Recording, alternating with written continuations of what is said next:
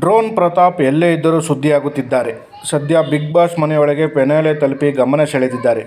ಮತ್ತೊಂದು ಕಡೆ ಹೊರಗಡೆ ಪ್ರತಾಪ್ ಮೇಲೆ ಆರೋಪಗಳ ಸುರಿಮಳೆಯಾಗುತ್ತಿದೆ. ಸದ್ಯ ಪ್ರತಾಪ್ ವಿರುದ್ಧ ಡಾಕ್ಟರ್ ಪ್ರಯಾಗ್ ಮಾನನಷ್ಟವನ್ನೇ ಹೂಡಿದ್ದಾರೆ.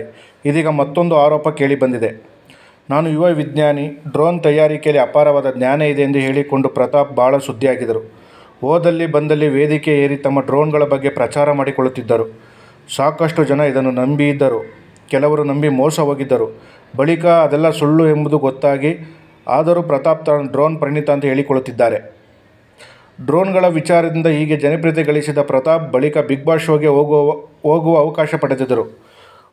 1-2 ವಾರ ಮನೆಯಲ್ಲಿ ಇರುತ್ತಾರೆ ಎಂದು ಎಲ್ಲರೂ ಅಂದುಕೊಂಡಿದ್ದರು. ಖುದ್ದು ಪ್ರತಾಪ್ ಕೂಡ ಇದೇ ಲೆಕ್ಕಾಚಾರದಲ್ಲಿದ್ದರು. ಅಚ್ಚರಿ ಎನ್ನುವಂತೆ ಆಡಿ ಪ್ರತಾಪ್ ಈಗ ಪೆನಾಲೆ ತಲುಪಿದ್ದಾರೆ. ಪ್ರತಾಪ್ ಜೊತೆಗೆ ಸಂಗೀತ, ವಿನಯ್, ಕಾರ್ತಿಕ್, ವರ್ತೂರ್ ಸಂತೋಷ್ ಹಾಗೂ ತುಕಾಲಿ ಸಂತು ಫೈನಲ್ ಹಂತಕ್ಕೆ ತಲುಪಿದ್ದಾರೆ. ಭಾನುವಾರವೇ ಬಿಗ್ ಬಾಸ್ ಗ್ರ್ಯಾಂಡ್ ಫಿನಾಲೆ ನಡೆಯಲಿದೆ. ಪ್ರತಾಪ್ ಟ್ರೋಫಿ ಗೆಲ್ಲುವ ನೆಚ್ಚಿನ ಸ್ಪರ್ಧಿ ಎನ್ನಿಸಿಕೊಂಡಿದ್ದಾರೆ. ಕೆಲವರು ಪ್ರತಾಪ್ ಗೆಲ್ಲುವುದು ಪಕ್ಕ ಎನ್ನುತ್ತಿದ್ದಾರೆ. ಇದರ ಬೆನ್ನಲ್ಲೇ ಪ್ರತಾಪ್ ಮೇಲೆ 35 ಲಕ್ಷ ರು ಮೋಸದ ಆರೋಪ ಕೇಳಿಬಂದಿದೆ. ಪುಣೆಯ ಕ್ಯಾಸ್ಟರ್ ಡ್ರೋನಿಕ್ ಸಂಸ್ಥೆ ಸಿಇಒ ಸಾರಂಗ್ ಮಾನೆ ಡ್ರೋನ್ ಪ್ರತಾಪ್ ಮೇಲೆ ಆರೋಪ ಮಾಡಿದ್ದಾರೆ. 8 ತಿಂಗಳ ಹಿಂದೆ ಪ್ರತಾಪ್ಗೆ ಸಾರಂಗ್ 35,75,000 ರು ಹಣ ನೀಡಿದ್ದಾರೆ. ಹಣ ನೀಡಿ 9 ಡ್ರೋನ್ಗಳನ್ನು ನೀಡಲು ಒಪ್ಪಂದ ಮಾಡಿಕೊಂಡಿದ್ದರು. ಆದರೆ ತಡವಾಗಿ ಡ್ರೋನ್ಗಳನ್ನು ತಲುಪಿಸಿದ್ದಾರೆ. 9 ಡ್ರೋನ್ ನೀಡುವಂತೆ ಒಪ್ಪಂದ ಆಗಿದ್ದರೂ ಮೊದಲು 2 ನೀಡಿ ಮತ್ತೆ 2 ನೀಡಿದ್ದಾರೆ. ಒಟ್ಟು 4 ಡ್ರೋನ್ಗಳು ನೀಡಿದ್ದಾರೆ. ಸದ್ಯ ಪ್ರತಾಪ್ ಕಳಿಸಿದ್ದ 4 ಡ್ರೋನ್ಗಳು ಕೆಲಸ ಮಾಡುತ್ತಿಲ್ಲ. ಅವುಗಳ ಕ್ಲಾರಿಟಿ ಸರಿಯಿಲ್ಲ, ಬ್ಯಾಟರಿ ಸರಿಯಿಲ್ಲ ಎಂದು ಸಾರಂಗ್ ಮಾನೆ ಆರೋಪಿಸಿದ್ದಾರೆ. ಡ್ರೋನ್ ಹಾರುವ ವೇಳೆಗೆ ಕೆಳಗೆ ಬಿದ್ದು ಹೋಯಿತು.